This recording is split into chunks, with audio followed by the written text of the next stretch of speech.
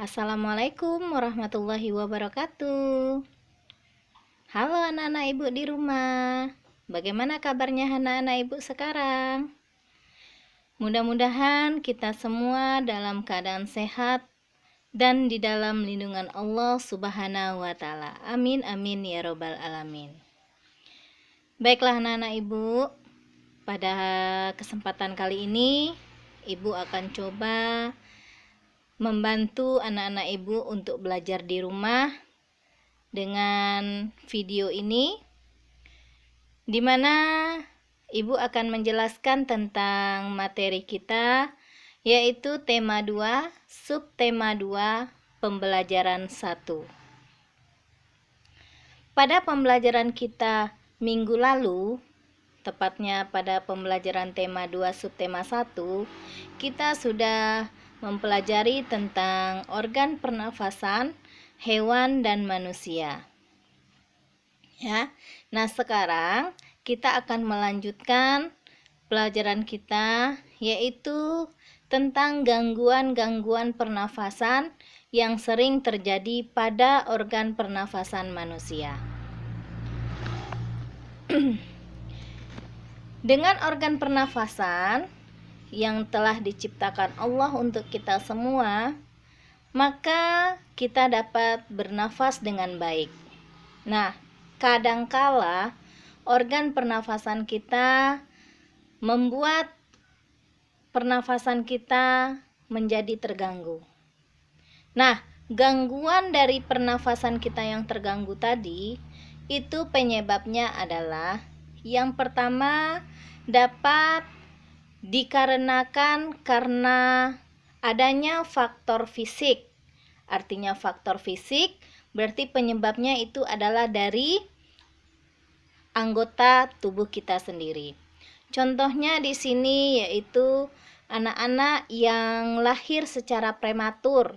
Artinya anak-anak itu lahir sebelum pada waktunya. Ya. Sebenarnya kalau anak-anak ibu yang lahirnya normal, itu biasanya ibu kita mengandung sampai usia 9 bulan. Ya. Nah, jadi kalau bayi yang prematur, berarti usia kandungannya itu belum cukup umur, namun dia sudah lahir. Nah, itu mengakibatkan sistem organ pernafasannya itu belum sempurna. Nah, karena belum sempurnanya organ pernafasan yang ada di dalam tubuhnya, itu dapat menyebabkan gangguan pernafasan bagi si anak tadi. Ya. Jadi dia tidak bisa bernafas secara normal seperti kita yang lahir juga secara normal. Nah, kemudian yang kedua, faktor yang kedua, gangguan pernafasan ini bisa disebabkan karena bibit penyakit itu sendiri. Ya, misalnya kita terkena flu, ya. Nah, artinya di dalam tubuh kita itu sudah ada bibit penyakit itu. Nah, ketika kita sedang flu, maka kita pun terganggu untuk bernafas. Iya apa tidak anak-anak ibu? Coba, ketika anak-anak ibu flu, kadang-kadang hidung menjadi tersumbat. Ya. Nah, hidung tersumbat tadi dapat menyebabkan terganggunya kita bernafas, ya. Kemudian batuk misalnya, ya. Nah, kemudian kita ada lagi terkena flu burung, ya. Kemudian misalnya apa itu? Bronkitis, ya. Itu peradangan saluran pernafasan. Nah, jika kita ada bibit-bibit penyakit seperti itu, maka secara otomatis kita akan sulit atau kita akan merasa terganggu untuk bernafas, ya. Dan yang kemudian yang ketiga, penyebab dari gangguan pernafasan tadi itu karena lingkungan sekitar. Ya, mungkin di lingkungan sekitar kita udaranya kotor, ya, tercemar. Misalnya kita berdiri di jalan, di tepi jalan ya. Jangan di jalan anak-anak Ibu. Kalau di jalan kita akan tertabrak ya. Misalnya kita berdiri di tepi jalan. Nah, kendaraan ramai ya. Maka asap-asap kendaraan tadi itu menyebabkan udara tercemar. Nah, jika kita berdiri di lingkungan yang kotor ya, maka gangguan pernafasan kita juga akan terjadi ya. Pasti anak-anak Ibu semuanya akan menutup mulutnya, menutup hidungnya. Nah, ya. Karena apa? Dengan adanya debu-debu tadi, kita bernafas akan terasa terganggu. Kemudian misalnya anak-anak Ibu jalan di dekat unggukan sampah misalnya kan, pasti anak-anak Ibu akan menutup hidung karena terasa bau.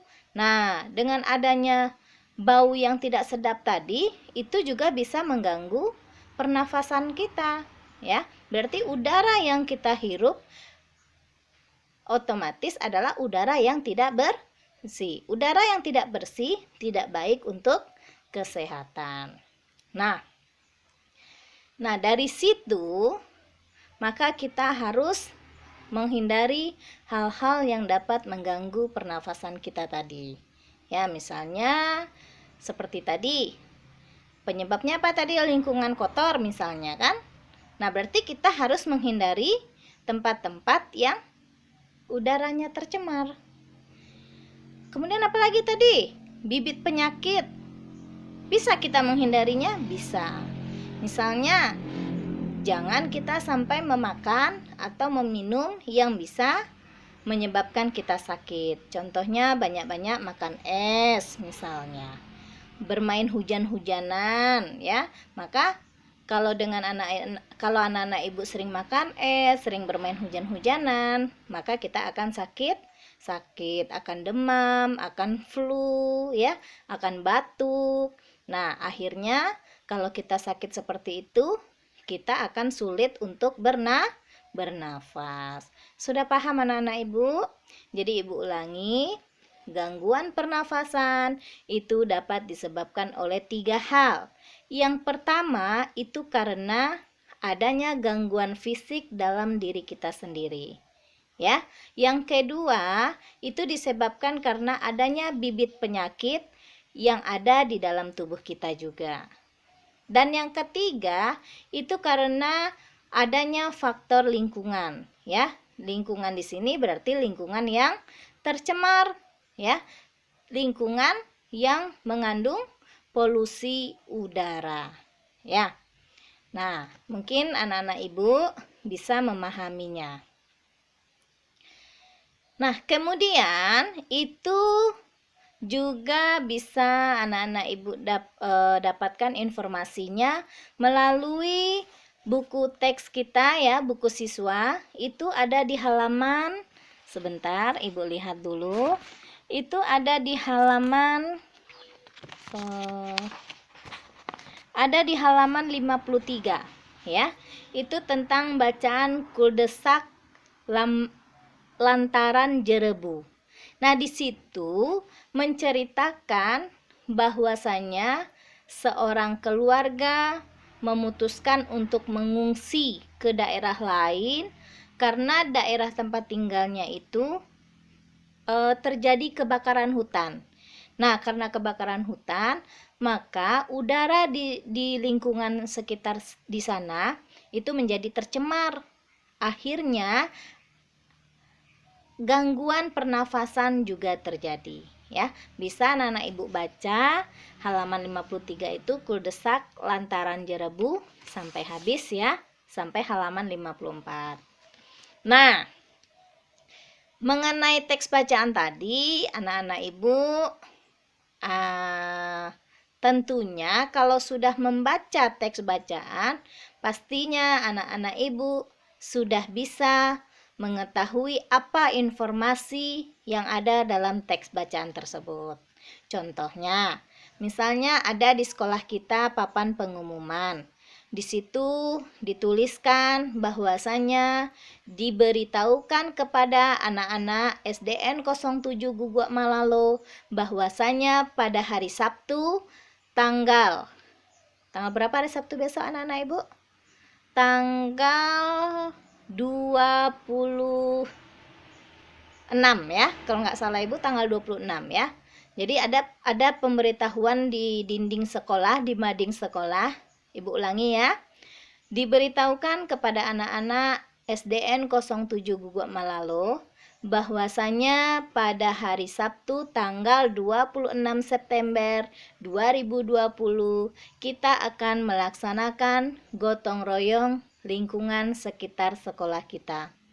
Maka diharapkan kepada anak-anak Ibu untuk membawa alat-alat kebersihan yang ada di rumah seperti misalnya sapu lidi, ya, ember, sabit, cangkul, dan lain-lainnya.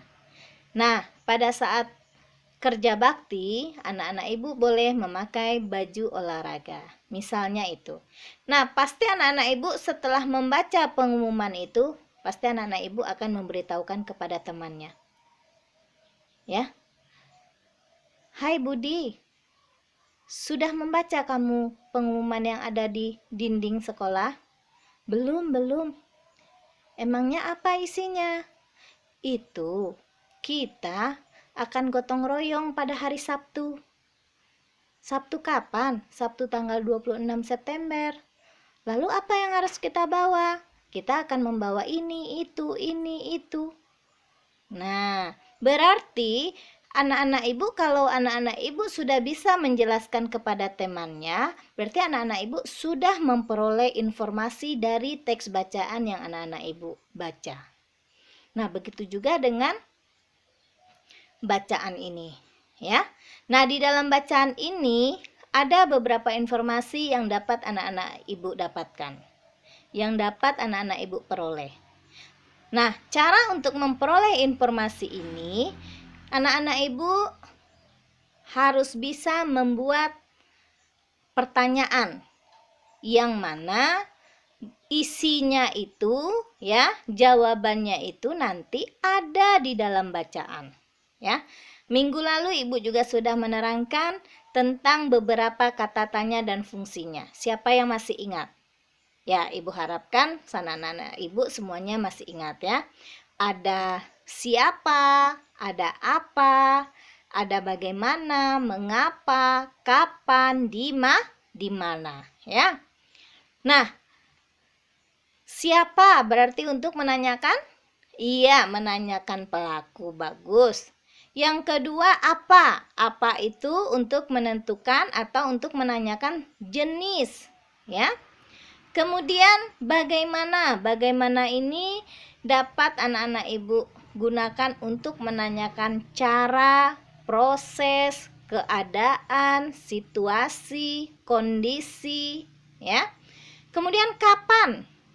Kapan itu bisa kita pergunakan untuk menanyakan waktu, ya, periode, masa. Nah, kemudian mengapa?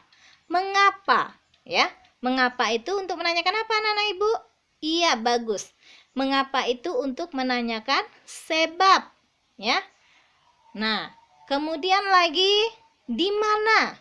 Kemana?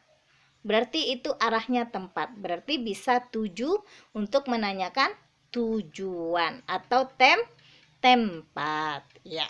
Nah, di sini ya, dari bacaan ini anak-anak Ibu bisa memperoleh beberapa informasi dengan cara membuat pertanyaan sesuai dengan isi teks bacaan. Contohnya tadi, Ibu bacakan paragraf 1. Aroma sangit asap dari lahan yang terbakar menusuk hidung warga Pekanbaru, Riau. Pada Selasa pekan lalu, seantero kota diselimuti kabut. Jalanan lengang dan pagi itu meredup lantaran sinar matahari tersaput asap. Kebanyakan penduduk memilih tinggal di rumah. Meski begitu, asap tetap masuk lewat ventilasi udara. Ya. Nah, apa kira-kira yang bisa informasi yang dapat kita peroleh? Contohnya, kita di sini ada keterangan tempat tadi, Nak. Aroma sangit asap dari lahan yang terbakar menusuk hidung warga Pekanbaru Riau. Ingat, tadi sudah Ibu katakan, kalau kita akan menanyakan tempat, kata tanya yang dipakai apa anak Ibu? Iya, bagus. Di mana? Ya. Nah, maka dari bacaan itu dapat kita buat pertanyaan, di manakah lahan yang terbakar? Di mana jawabannya Nana Ibu?